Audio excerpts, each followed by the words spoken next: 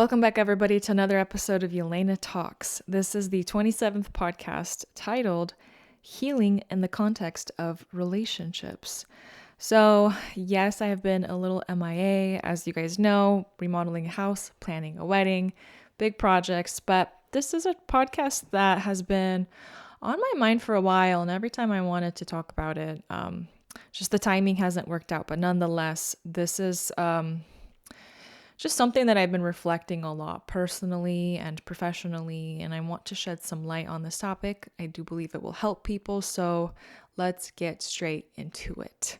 So as you know, just a couple updates. In the last couple weeks, as of the month of January, and now it's February, I have been doing group coaching, and so far, for me, it's been a lot of fun. I try not to have the groups be too big because I like it when it's a little bit more intimate and personal where people can still ask questions. No one necessarily feels on the spot. And I've had, I'm already losing track, 3 groups that I've done this year. I've done a couple last year. And so far, it's good. We do 2 psychological assessments, schemas, maladaptive coping modes, and then I send out results privately to people. And then in the group setting, I go over the top results of the group, anything that's relevant, and people have opportunities to ask questions. And there's definitely like a 2-part, if I could say, I guess 2 parts in everything that I do, whether it's on Instagram or groups. Like the first part of it is, and maybe I would even say 30% of it is people wanting to know what's going on.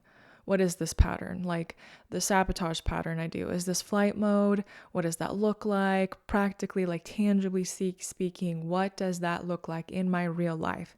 There's that level of education and awareness. And I'd say that the other maybe 70% of the work that people are wanting to experience is the actual transformation part, where people can actually start to know what to do different, how to do it. That is the meat, right? It's like when I give people let's say a recipe, like here's an amazing steak. You can do this and you can brown the butter like this. And if you put in the garlic around that time, here's what's going to happen. Sometimes that information in itself feels a little overwhelming. Like I know I've looked into like different recipes and I have to like spend a good amount of time watching a video on how to do it and reading about it. And then as if that doesn't feel like it takes long enough, actually executing it in the moment, especially when you're doing a new recipe for the first time. Okay, that's another experience in itself. Like you're really like immersing yourself into, okay, this is what the butter smells like. Oh wait, is this now too burnt? Okay, wait, do I put the garlic in now? Wait, do I need more garlic?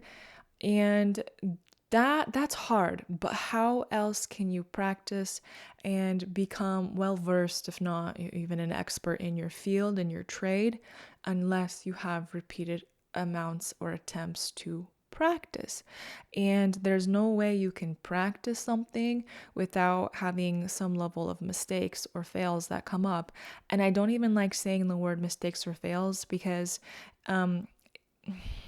it's more like a correction opportunity. It's more like you're collecting data that gives you maybe more insight and awareness of what's happening, which then helps you get to the next or the overall bigger goal, bigger picture. So how does this relate to attachment? Or sorry, what's our title? Healing in the Context of Relationships, which if you guys know me, that's attachment theory. Well, everything. We all can learn and I see so many clients, like they'll tell me, or people will reach out and say, your content is amazing. Thank you. It's helping me. And that is amazing to hear. But there's always that next step. How are you actually integrating this today, day by day, moment by moment? That's where the real healing and transformation comes. In fact, we are in this like information age where you can find info almost everywhere. Paid, not paid, like go to a conference or turn on YouTube and listen to the conference for free. I don't know. Information is everywhere. And I heard a creator say that because this is the information age, it's so abundant, it's almost like meaningless. Not that information is bad, but what people now are seeking is the actual application, integration for transformation. Okay, so obviously I come from my mental health background, trauma. I've just been doing a lot of awareness, a lot of thinking. I understand. I mentioned this in before previous episodes where I understand I have a lot going on with the different tasks. And so, in some ways, of course, that maxes out or shrinks my stress tolerance, right? Ability to I really have to watch being in that polyvagal ventral mode where I'm in that rest, digest, calm, and there's just a lot going on. My energies, my strengths, my attention is being pulled in so many different directions. And when we are so, if I could say, maxed out like that, or we are very stretched thin, it doesn't take a lot to start to bother us. Which I think, if I believe God does everything for us, then even the things that I'm seeing that are triggered in me, or my areas that are still, like, let's say, being worked through or worked on, that stuff is being not just like magnified, but like I'm really seeing it. Right, there's like a lot of light in some of these areas. And no, I choose not to have this attitude of like, oh, well, I failed there, or oh, I lost patience here. No, I'm looking at it as awareness. Okay, so what's triggering me? What's going on? And so the thing is, like, not only are we talking about things like triggers or things that bother us or defense mechanisms or maladaptive coping modes coming out, it's not just that, but it's like there has to be something to trigger us. And this, so if people are the ones that hurt us, hence why we struggle with what we do, then guess what the reverse of that, the recipe for healing is? Healing in relationships with people, which is attachment theory.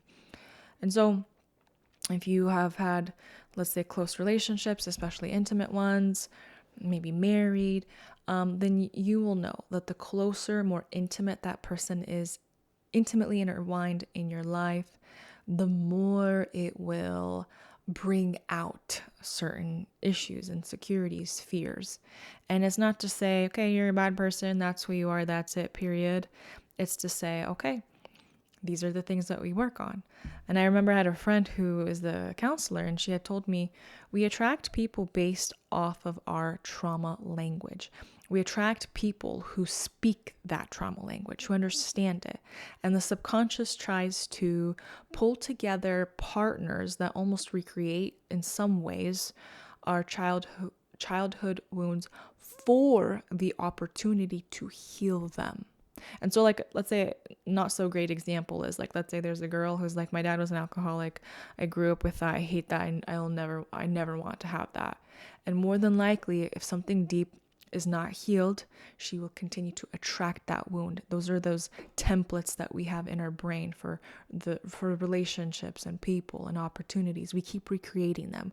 It's either A, to continue to validate, like, see, they're all like this, all men are like that, and I'm always the one that's serving, and da da da da, like whatever rhetoric narrative that you keep replaying, oftentimes subconsciously keeps being recreated in your life, and therefore generationally.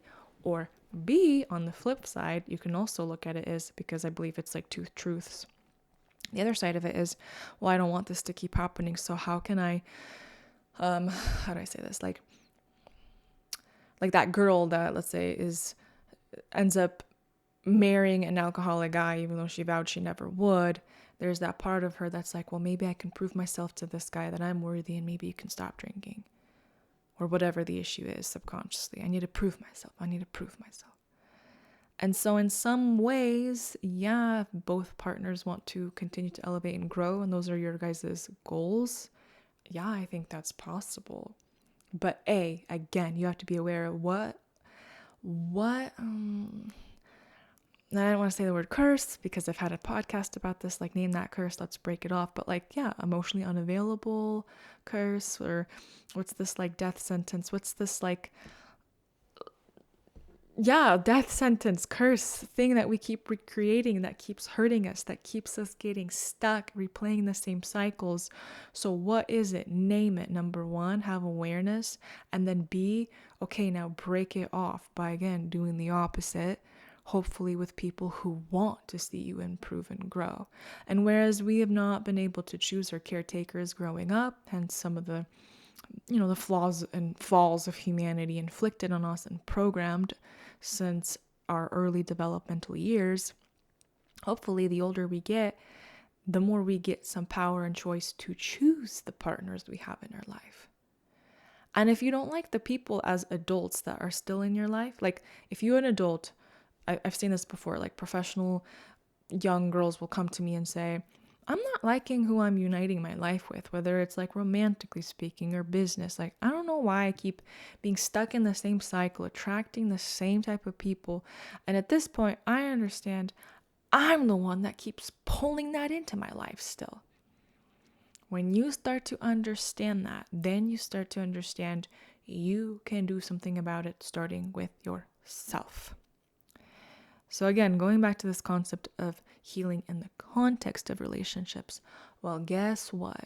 All your issues will start to super come out the more you're triggered, or the more, if I could even say, love comes your way. What does that mean? Well, when we have this, I'm going to almost compare it to like a godlike love, unconditional love, positive regard, just security, kindness, affection, radical acceptance. Like I just think of God. When that comes in our way, and for some of us, like that's hard to understand, like God, especially if some of my viewers maybe don't like believe in that. Well, look at it like this, whether it's the most perfect love you can think of, maybe that's a person that's been able to show you so much love, like almost this like God level love. Believe it or not, that's actually when most of our insecurities really come out. Like if someone treats us like crap, we tend to sometimes put up with it, especially if subconsciously we believe that, like, yeah, that's how we are, we get to be treated like that. But it's when people like really start to like treat us in such a loving, kind way, that's when all our unworthiness stuff comes out. I don't deserve this. This is too good for me. Oh, it's just going to fail like it always does because nobody ends up picking me. Oh, this is too good to be true. And we literally recreate that self-fulfilling prophecy, whether we consciously or unconsciously do things that abort, sabotage, or end something that should be a good thing. And again, I don't think God is to blame. I think our code, the real code operating within us comes out, and that will like literally push away anything that does not feel like it's matching what we believe we receive, what we believe we can have. Okay, I've used this example before. It's think of any resource. Think of anything, opportunity, any person, anything.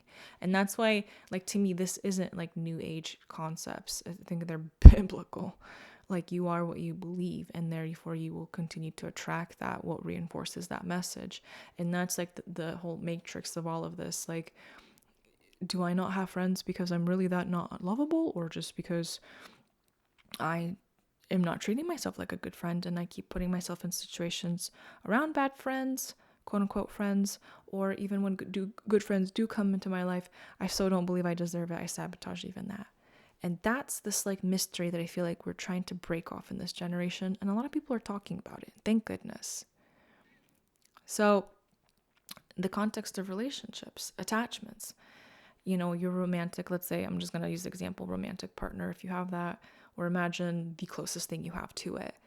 When they are trying to speak to you, to show you love, and something happens and you get triggered and your core wound gets activated. Oh, I'm not good enough. Or, I'm always a failure. Oh, I can't do anything right.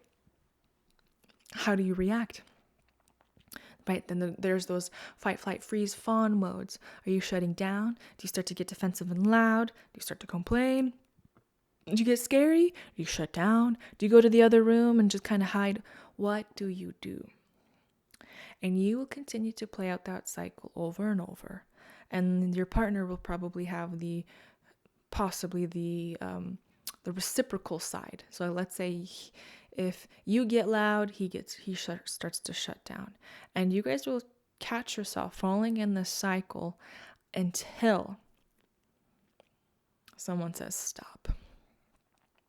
We keep doing this. We hit gridlock, right? You go this way, I go that way, and now we're both stuck. How do we unfreeze? How do we manage conflict? How do we problem solve? How do we communicate? How do we do anything different to get out of this hurtful cycle that activates so many of these wounds? And that's where your nervous system, get ready, is gonna panic big time. Because when you're so stuck in feeling and being a certain way, like let's say, oh, you felt emotion, it's distressing, shut down. Like that's how your nervous system and brain has functioned. And now you have a partner that's like, hey, what's up? What's wrong? Like, talk to me. Yeah, have fun. Good luck. Like I say this with love. Like it's hard to just be like, what? Like I all of a sudden after all these years of programming have to tell my nervous system, you can unthaw, you can relax, like breathe, get back connected with your body, feel safe, and communicate to this person what's going on.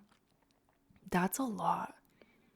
And that's why it's scary and it's hard and it hurts because all this stuff comes back. Like let's say you're used to shutting down and in your family, like, and you felt like your needs didn't matter or whatever, or were not heard.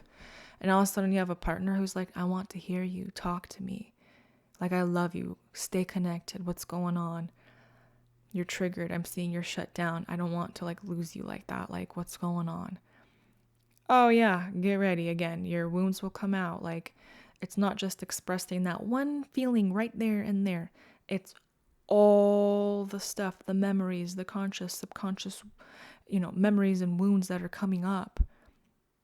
You're trying to speak up and you feel like that little kid that was never heard at home. And that's what your body's going to feel because trauma is outside of time. Boom, you just traveled into that young child feeling ignored. And you have this older person, like, your partner, an adult, like looking at you, wanting you to engage, and everything in your system saying, it's not worth it, don't do it, you're going to get ignored like you did all the other time, And that is that code you are rewiring. But how can you do that? How can you do that? Unless you have some kind of relationship or attachment or partnership that invites and allows you to be your fullest self, to rewrite your code, to speak your truth, to show up genuinely. Yeah, easier said than done, again, because it's like logically, oh yeah, that makes sense. But your nervous system is going to take over and it's going to be so hard. It's going to be hard. But I don't want to discourage anyone because this is how you change. This is how you transform. This is how you start to, metaphorically speaking, you learn how to walk. And if you believe like the abundant life is yours, you can have it, you can experience, I don't know, that love, that peace, that growth, that healing with a partner, then may you continue to like push forward and give your system the opportunity to change, to reintegrate this new code. Actually, I can speak up. I have a partner who does want to listen to me. I'm just kind of reflecting as I speak because I've had so many clients I've worked with. I mean, I just like even in session, because this attachment stuff comes up 100% in my sessions with people, especially in counseling, where it's like all of a sudden their narratives, their inner voice starts to come out. They start to, project these things on me, which is called the attachment dance, we call it in counseling, where clients will start to, again, project things on me. And if they have the courage to even admit what they're thinking, then huge bonus points for that, because that already usually takes a lot of courage to do that. And it's very interesting because anytime I've heard a client express like, something like, usually I'm just like, what? That's not even at all what I was thinking. But it's again, they're projecting their code, what's inside of them. Like, I could be listening to a client and really care and tune into their story, and something in them's like, I don't know if this is worth talking about. It's probably dumb. Maybe you don't even care. Yeah, this is probably gonna bore you. Like, that's just stuff that I've realized has nothing to do with me as a counselor. I care, and I can only, convince and emit that so much. The rest is, oh, okay, awesome. For whatever reason, you're telling me a story, and all of a sudden you're feeling like, who cares? You're such a burden. The story is so dumb, and I'm being bored. What's happened in your life that's how you feel as soon as you start to express your feelings, your thoughts, your desires, what's going on? And when I have clients that can believe that and believe that that's the psychological dynamic showing up in this relationship, in this professional counseling relationship, and we can do something about it, that's when clients really start to heal. But I'm not saying every person and counselor is always perfect, and like, things happen sometimes. Like, I'm not talking about the obvious, like maybe there's a counselor client mismatch in terms of relationship, like they just don't flow, they don't really vibe. But I'm just saying, like, when things come up, when I have clients that can process through, oh, this is what I'm feeling like you're feeling, even though you've never done anything that has shown me that, these are just my insecurities starting to come up. Now we can work on it. I remember a while ago I had this client who, something like benign happened in session, like I didn't even notice something. And the next week she's like, I need to bring something up, something that you did. And I remember I like instantly, kind of start scanning in my head, like, what was happening last session? What was going on? And like nothing was like coming up. And I'm just like, I have no idea. So either I owe her a big apology, or something really came up that was triggered within her, and we got to solve this. Like, we got to see what's going on. And I watched her, and she was, I was just so proud of her. It took her like 20 minutes to just regulate her nervous system, not shut down. She kind of cried. She kind of breathed. I just watched her struggle to it, and that was her figuring it out with her nervous system until she finally was able to express what had happened. And that was so, so huge for her. And I just remember like celebrating like what a big deal it was. We were even working on her advocating, speaking up for her needs.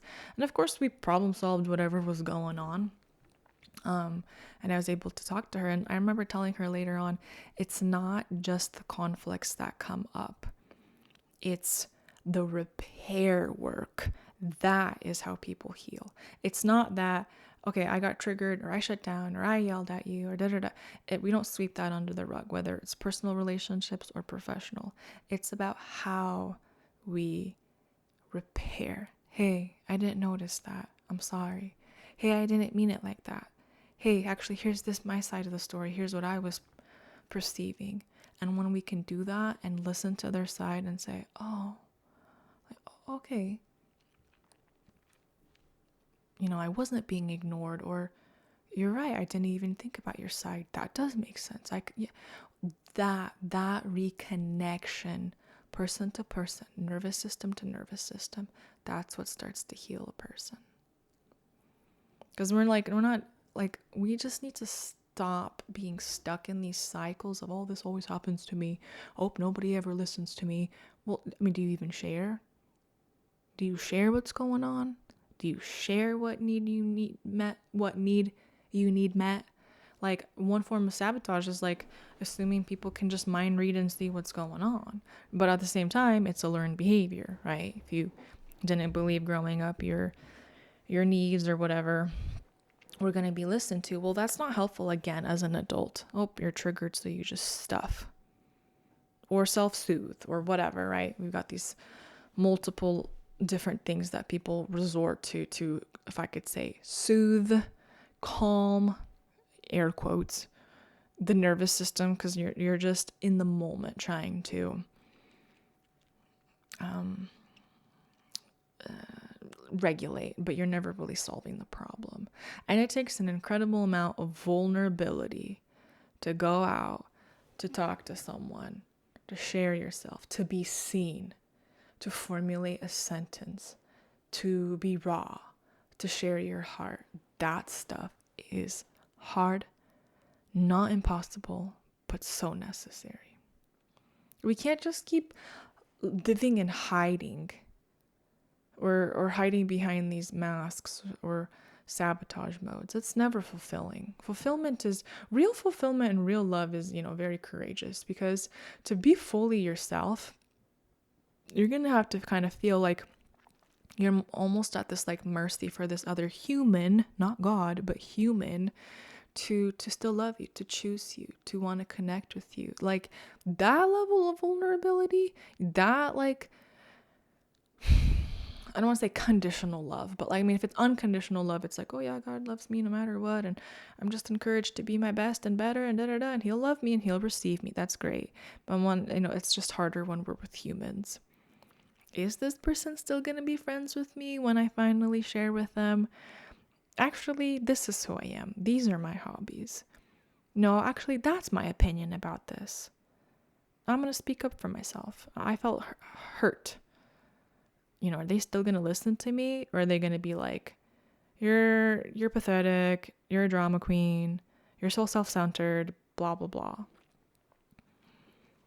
So yeah, this it's a very scary thing, but it's such an amazing thing. Again, whether it's that counseling, context coaching, whatever, some kind of context, or with the person you can share your stuff with.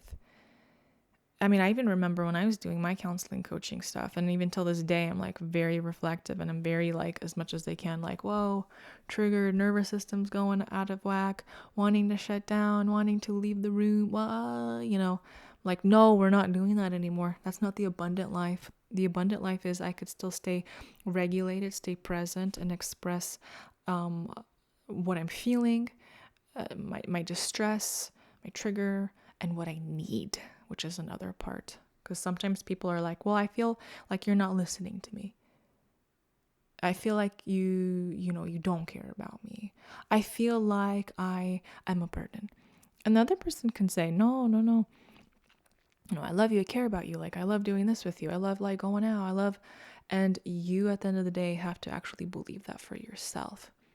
Number one. And number two, well, what is it that you would like? Like maybe you can call it the 5 love languages. Maybe you can also say like you have to be able to identify how to meet your needs, because if you don't, believe me, no one else will know for you. And even if they try, guess what? Even if you try, even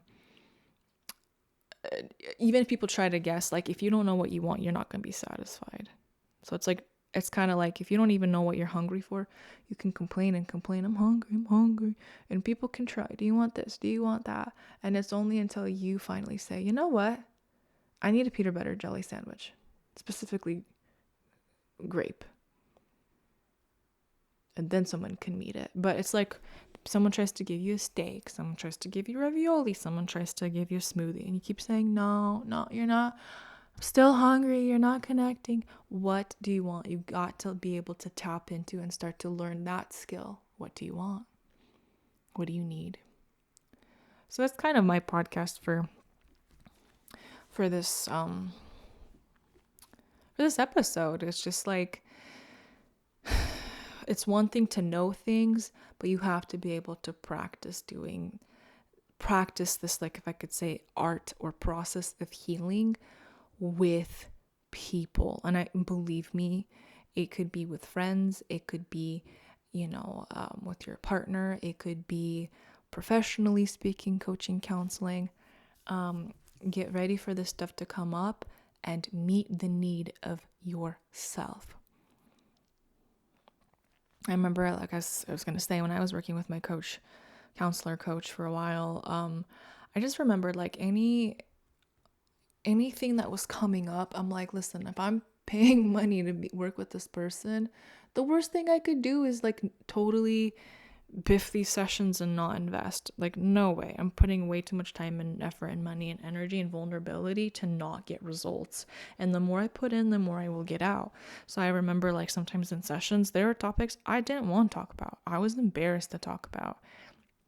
Maybe I felt, I don't know, dumb or pathetic or whatever triggered core wounds were coming out. But I was like, listen, if I can't do it in this context, when I'm working with a person who is so remarkably patient and kind and loving, and I can't stop complimenting her, I was like, if I can't do it with her, who in the world am I going to be able to practice this with? And plus, she was removed from my life enough that I could be more vulnerable, and it was confidential. And so I was like, okay, I'm going to share. And she always met me with like, wow, that makes sense. Like, I could see why that bothers you. What's going on with that inner child, Yelena? What does she want? She knows. And it was always so profound, like, the answer is within you type of thing. But having someone actually validate, like, yeah, that makes sense. Your feelings are valid. How can we actually meet these needs? What does it look like? And yeah, she challenged me to do challenging things, by the way. It wasn't like, yes, Yelena, your feelings are heard. Good job. Like, you are such a champion and you're just going against the wind and everyone's against you. So just ignore them and blah, blah. No, it wasn't just that. It was like, okay, so speak your needs. I think there was a situation where I had some kind of relationship thing going on with, I can barely even remember what it was. I think it was like professional or something. I don't know. But yeah, I know me. I was trying to get over the fact that I was like conflict averse, afraid of having people feel bad. Like, I struggled feeling bad, and so I was just trying to avoid this topic, which was just eating me alive, because I needed to like make some decision about something. And she's like, okay, well, you're putting Yelena through torture for so long. Are you addicted to this level of suffering and pain? Or are you ready to like do something that's challenging to finally feel the relief and continue to head the way that you want in your life? And so the homework was never like, ignore any responsibilities and just validate that inner child. It was always, validate that inner child. She's asking for help. She needs alleviation from these symptoms and distress and anger, frustration, which means you got to be the adult and go talk to people and resolve. And again, believe everything is for you. And if these people bless you and give you the favor you want, good job. You helped yourself. And if they're not for you, then you continue to walk through believing that you haven't arrived. This is just a mile marker. You're moving on to the next. So that's kind of where I'm at in reflections. I'll just say it like this. It's very humbling. Very humbling sometimes to be on the counseling side when people will project, if I could say just their human insecurities, and you got to remember, like, don't take it personally. That's their attachment style starting to come out with you, and you got to be that secure base that's regulated, that still listens, still receives, but gives people freedom and choice to just do what they got to do, and you're still that consistent base for receiving them and loving and listening to people. And then on the reciprocal side, like, even personally speaking, it's like, wow, I am connected to a partner who wants to see me thrive and who wants me to continue to develop into my fullest self, which means there's a lot of vulnerability required to show up in that fullest potential and capacity and not hide. Because if I want to have these emotional, deep, connections with, people, but especially, my spouse, then I have to be emotional, deep, raw, and open with myself first before I can even do that with anyone else.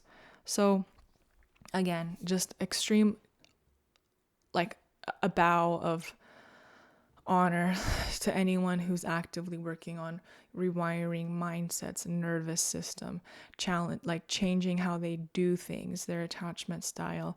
That is hard work, but so worth it. So incredibly worth it.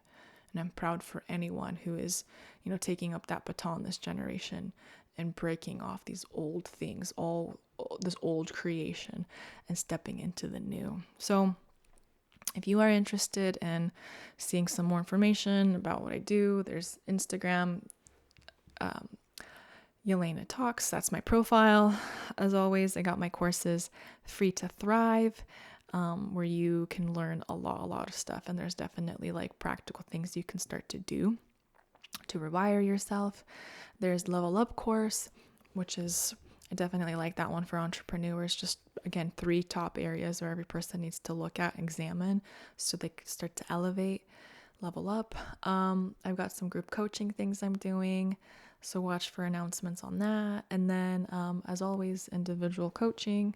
There's individual counseling.